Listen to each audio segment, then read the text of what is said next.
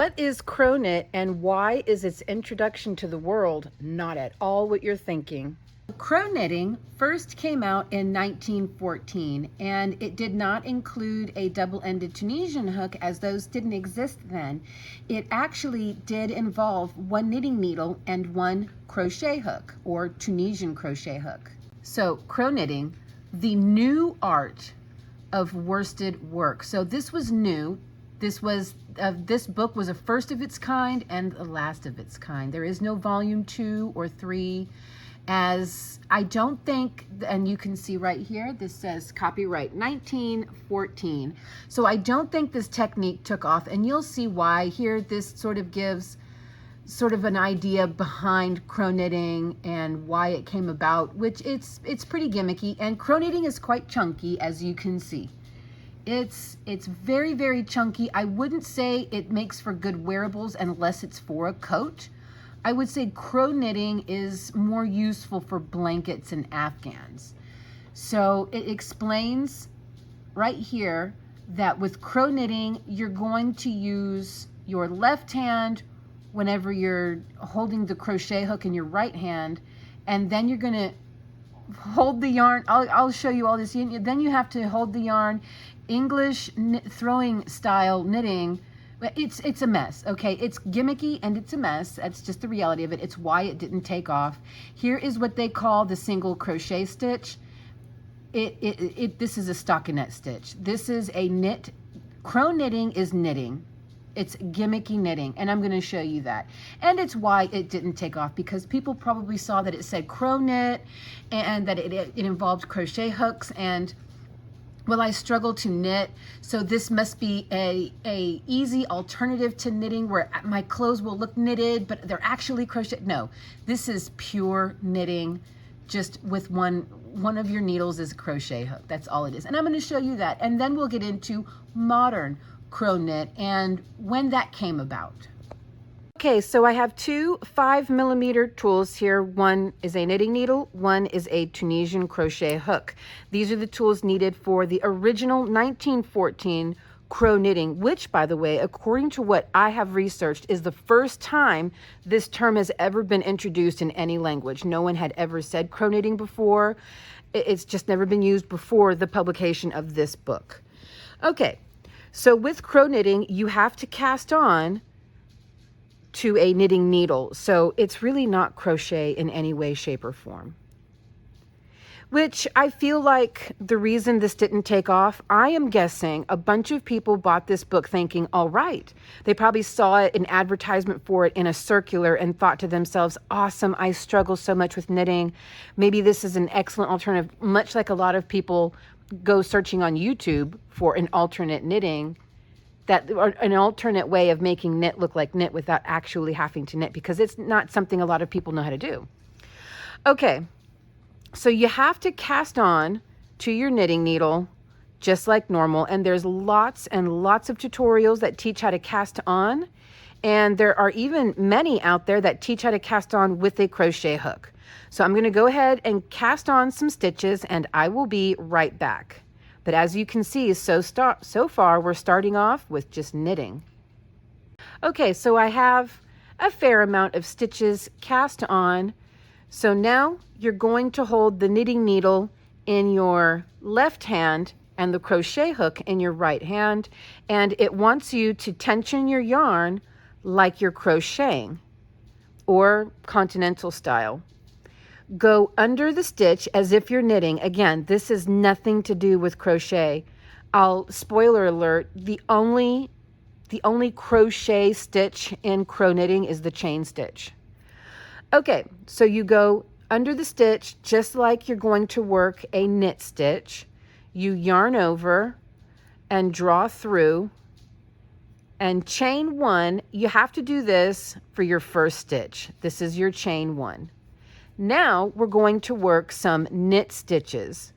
Go back under the stitch, just like before, yarn over and pull through and slip off. And that's it. It's a microwave. Okay, it's incredibly gimmicky, and I imagine a lot of people saw the advertisement for this book in a circular, got super jazzed up about it, saw what it was, tried it out, threw everything out the window, wrote a letter back to the publisher, or spent the nickel to call the publisher because you're that damn mad, and said, I want my money back. This is knitting. This is just knitting, which it is. This is just knitting. So this is knitting, working the knit stitch. You go under, yarn over, draw up a loop, and slip off. And people thought, ooh, this is going to be some new wild technique. This is going to be cool. I'm going to make all the girls jealous with, they're going to be like, what is that you're wearing? And it's just chunky, really, really, really chunky knitting. Okay, so you have to make sure that your working yarn is behind the needle the whole time when working the knit stitch, which is true in knitting as well. And the stitches are a little more cumbersome to get into because you're not getting into them with a fine point needle, but rather with a blunt crochet hook. Again, this is just pure gimmick. So from what I have learned from doing very light research, well, light to moderate research, the term cro-knit fell off after the publication of this book. And it wasn't heard of again until somebody who probably never heard the term cro-knit in the 1970s came up with the modern version of cro-knit that we know today. And when I say cro-knit, picture it with quotation marks around it, because it's Tunisian crochet, which is cro-knitting. Tunisian crochet, by nature of Tunisian crochet, is crocheting and knitting. So there is our first knit row, and you can see it creates knit stitches. Now, this is fun.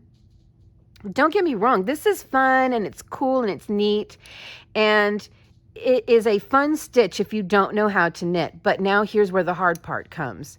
You have to knit. There's no way around it. You can't just do this stitch over and over again, or else you'll have the garter stitch, which looks like uncooked ramen noodles. It doesn't have this real pretty like knit stitch look to it. This is the garter stitch back here. And so you're just going to have rows and rows and rows of this, what looks like the back of Tunisian crochet. So now with the purl stitch is what you have to do next. You have to keep the work in front. Now you're going to go from right to left. This is knitting. This is just knitting. It is very gimmicky knitting. And here's the worst part. I just slipped a stitch, I think. This hook will constantly slip and pop your stitches. I'm just going to leave that as is. It's fine. The crochet hook, as you're slipping your stitches off, will grab and catch your stitches. And with practicing with this, I popped and slipped so many dang stitches. Okay. It catches constantly. This is ridiculous. It's ridiculous. It's gimmicky. It never took off for a reason. Look at this part. You have to be so careful you have to keep the hook facing away from you. If you don't, you're going to catch your stitch every time. So they don't tell you that in the book. It's just sort of one of those laughing quietly to themselves moment type things where they're going to be like, oh, well, wait till they realize they got to flip the hook over. But it doesn't matter if you flip the hook over. You're still going to catch. There we go. So this is slow, because you have to avoid the hook. And my goodness, I just cannot, my stitches got tight. Oh, this is just a pain in the butt. I don't like the original version of Cro-Knit. And I don't like the word Cro-Knit either. I think it sounds ridiculous. That's my personal opinion. We're all allowed to have them. My goodness, you'd think look, I've learned how to knit pretty good, the basics. I really have. I've been making hats left and right. I already gave that hat to Justin. I was going to show you another hat I made with some chunky yarn. I had some woolies, thick and quick, and I made Justin a white or a cream colored hat. I'm getting really good with the stockinette stitch and learning how to slip, do this, do that. I'm really learning. I'm going to make my first sweater. I ordered a pattern off of Etsy. I'm waiting for my yarn to come in the mail because I want to use the exact same yarn she used. Anyways, this is gimmicky. I'm just going to stop here because I'm done working this. But when you turn it around, you can see now you've got knit stitches on this side. This is just the stockinette stitch. And you've got purl stitches on this side, which creates the garter stitch. And it is gimmicky. It is knitting. It is knitting. There's nothing crow about the original version of Cro-Knit. Nothing. Let's look at some of the things that they have made with Cro-Knit. I will tell you they made beautiful, thick shawls, but everything is thick with this Cro-Knit. It just works up very thick. Okay, so let's go through. Here are some of the stitches. It's all, as you can see, very thick. And there is they call that a cutout vest. It's cool, but it's thick. This right here is my favorite thing in the whole book. This shawl right here, it just looks like you can make a whole blanket with that. It's very pretty, and it's made mostly with the knit stitch that I showed you, and these parts that stick up here is the garter stitch. That's it. The Cro-Knit, it says that it has 3 or 4 different stitches, but what I've noticed in a lot of the patterns is it uses just 2, mostly just 2. Yeah, you can see it looks very chunky. Some kind of boots. The shawls are nice. They're thick though, so they aren't very demure. They look like blankets, but I imagine that's really comfortable. That's kind of neat right there, but you know, you could do that with knitting. So it's pretty cool, but it's very gimmicky. What we know of today as Cro-Knit, it's just Tunisian crochet with colors. That's all Cro-Knit is. I really don't know why they call it Cro-Knit, considering Tunisian crochet, by nature of being Tunisian crochet, is crocheting and knitting, as Tunisian crochet has really almost equal parts of knit and crochet elements in it. It is in nature Cro-Knit or knit-shay, whatever. I prefer just calling it Tunisian crochet with colors. Double-ended Tunisian crochet is the best way to describe it, I would say, instead of Cro-Knit, which sounds really kind of silly. That's my opinion. You know, we're all allowed to have it, like I said. So this is the hook. You need a double-ended hook to do double-ended crochet or Cro-Knit Tunisian crochet with color play. I'll show you a little thing here.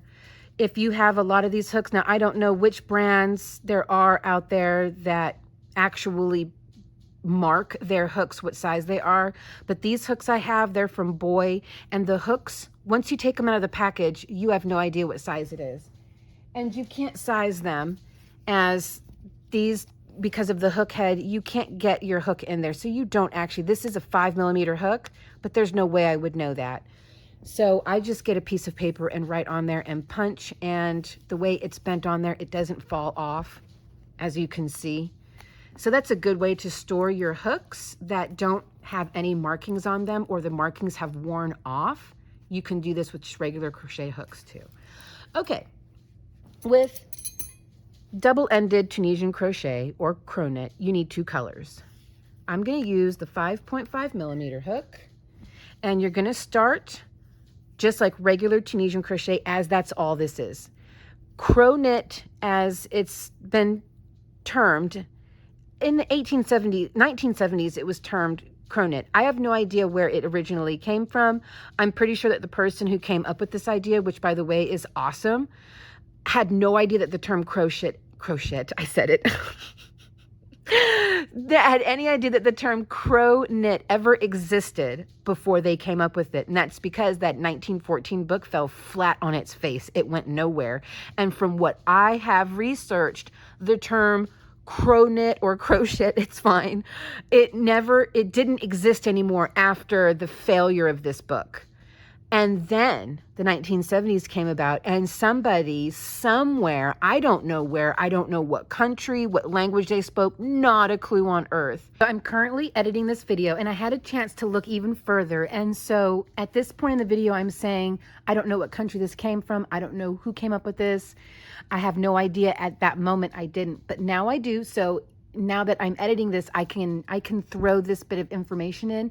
In the 1970s, Mary Middleton, I don't know where she's from, but Mary Middleton introduced Cro-Knit, which is double-ended Tunisian crochet, and she did this using only a size M hook.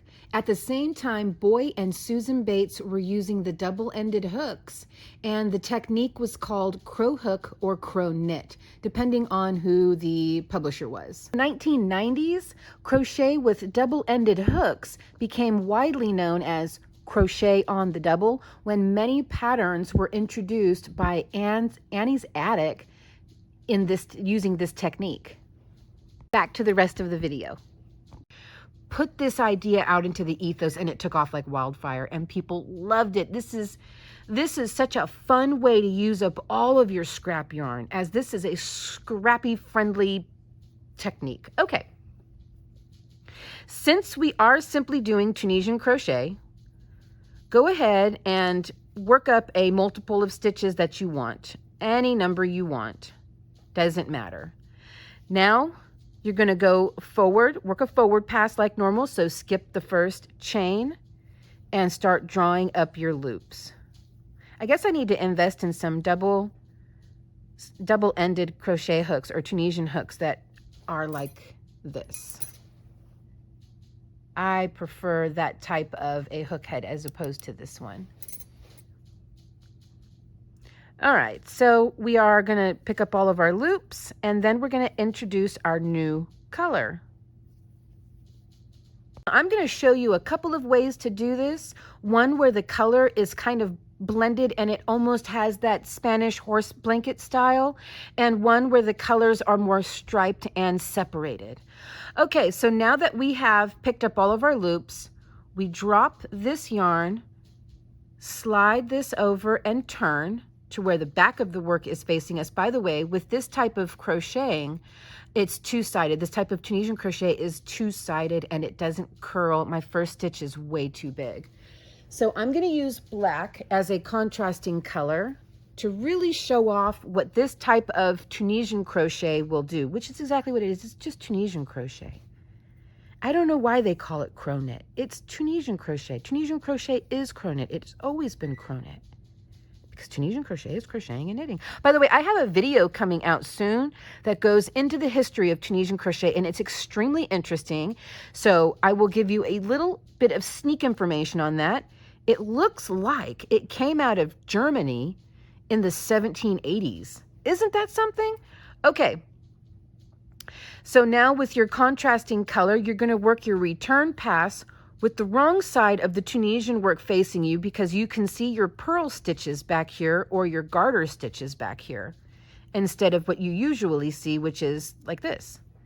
And you're just going to pull through one like we normally do, and then pull through two and pull through two, just like with traditional, because it is traditional Tunisian crochet, because that's all this is Tunisian crochet with color play. Call it that. Tunisian crochet with color play. Okay, your last stitch will always be loose.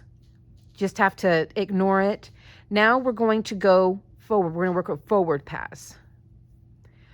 Just like with the traditional Tunisian crochet, we go under the vertical par or bar and draw up our loops all the way to the other end. So you're always going to work two passes in one color. One return pass and one forward pass will always be in one color. Then just sort of come through the last end stitch, and that's it. Actually, drop your hook. I'm so used to yarning over and pulling through. Not drop your hook, drop your yarn. Then slide your work over and turn. And we're already getting some of that fun color work. Now I'm going to pick up my grayish, which is grayish beige, yarn over and pull through just one and work a return pass in my grayish.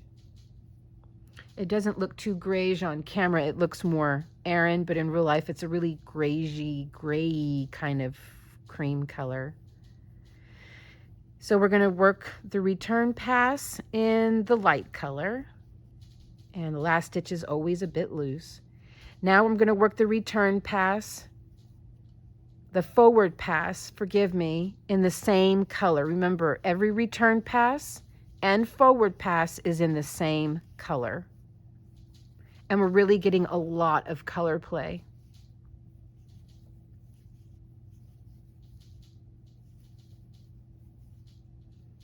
I think it's, and you can see how this is going to be really beneficial to scrap yarn usage, because you're really, oops, I'm always used to doing that. You're really going to be able to offload a lot of your just random scrap pieces, like little, like if you have just this much left of a ball, you know, but thicker yarn. Perfect for this.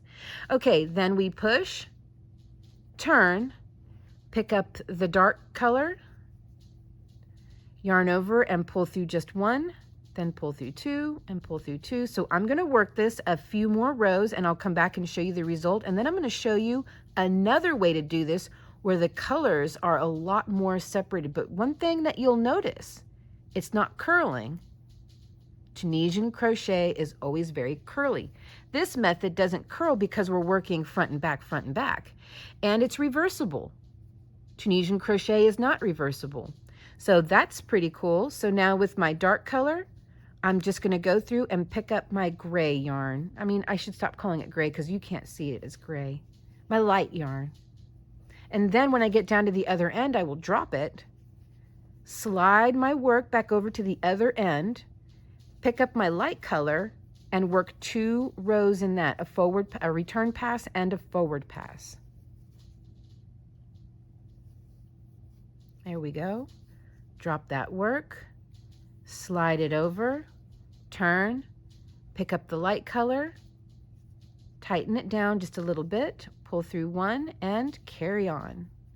There we go. I'll be right back. So now you get a pretty good idea of what it looks like, and it's really quite neat.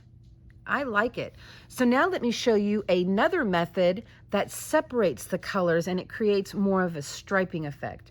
So now I'm ready to go ahead and work with the light colored yarn. So I'm going to work my return pass as normal.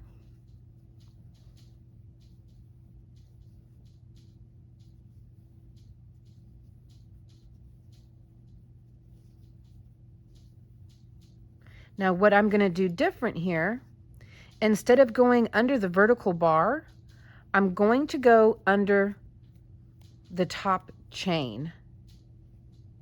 I can't go under that one. Next one over. So you see how it looks like we have these chain stitches underneath the black bars? You're going to work under this top chain right here. So pick that up and do that all the way to the end. And this will help separate your colors and create a little bit of added texture.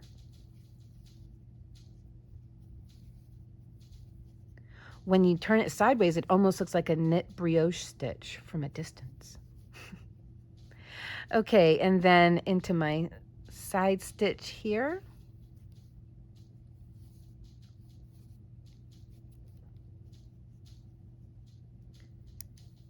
Move this down to the other end.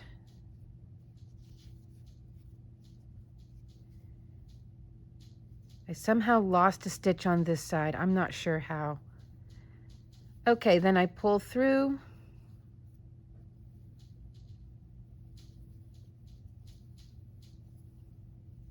So the black is going to be a little more difficult to see me pulling through the top stitch. That's why I wanted to start off by showing you through the light color. But now you can just imagine, you know, I think it's because I was supposed to work back into this after all. Yeah, I think you do. I think that's how I lost a stitch on this side, was by skipping over the top. Forgive me. You do need to work into that very first top loop. There you go. Now you won't lose a stitch. And then just work into the top loop all the way to the end.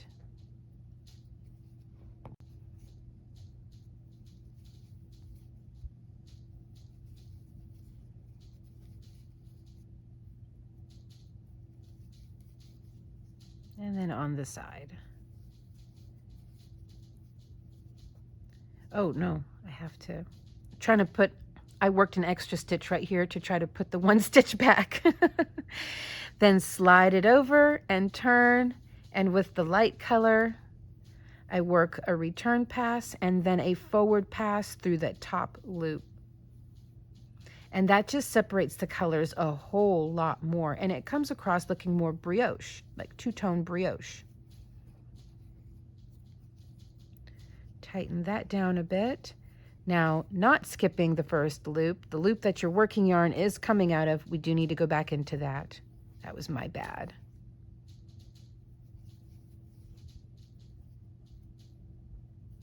So I'm going to work this for a few rows and come back and let you see the difference between the two techniques of doing this type of crochet with a double-ended hook.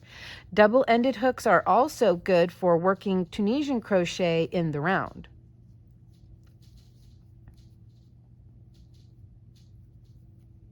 Yeah. There we go. I'll be right back. Yeah, I lost a little. It's like, okay, I'll be right back. Now you really get an idea of how the two look so different. And if you turn this to the side, that if you're into knitting, that really looks like the knit brioche stitch with two colors. Look at that, doesn't it? Okay, so here is what the double-ended Tunisian crochet looks like when working with two colors. Now what I'm going to do is, so I'm going to play around with this method a little bit. I'm going to use this self-striping Ogo just as it stripes. And I'm going to use this Aran. This color is called Aran from Red Heart. They're both Red Heart, and they both call for a 5.5 millimeter hook, which I'm going to go ahead and use my 5.5 hook. Forward to seeing how that's going to turn out. So before this video is over, I will show you the results of that, or you already saw it probably in the thumbnail.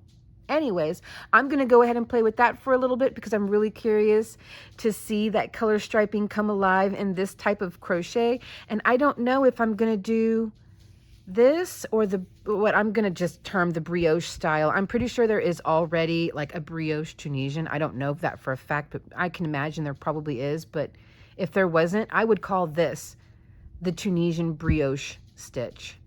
I really like that color though. I like the brioche style. I don't know. I might do it instead. This style here is very fun. I love the different color dimensions. It's just so neat. I think I'm going to go with the brioche style. I don't know. I'll decide that then. Okay, I'll be right back.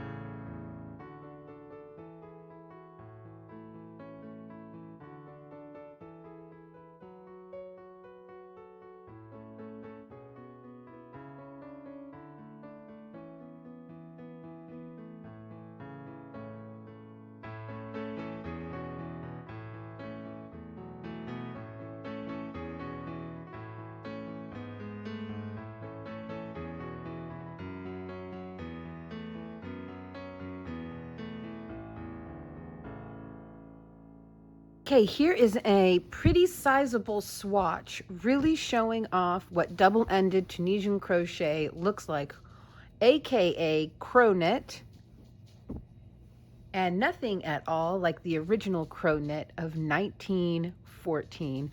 Well, you guys, let me know what you think. Are you going to give this a try? And remember, with Cro-Knit, on the ends, you're just going to pick up the one loop as your last stitch, not two, as there are no 2 stitches to work into.